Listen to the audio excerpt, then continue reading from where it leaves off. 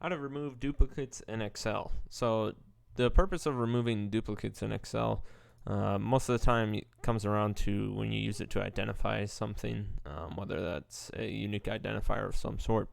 But the purpose for getting rid of it is that you would no longer have to worry about having multiples of the same entity.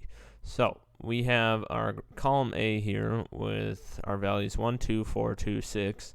2's, of course, being duplicate values. So we're going to go ahead and select on those values here. Then in the data tools section of the data tab, there is a remove duplicates option. Go ahead and select on that.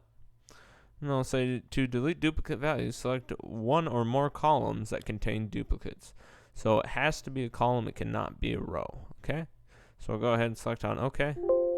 And one duplicate value was found and was removed. 4 unique values remain. So you notice that it got rid of the other 2 and it moved the 6 up.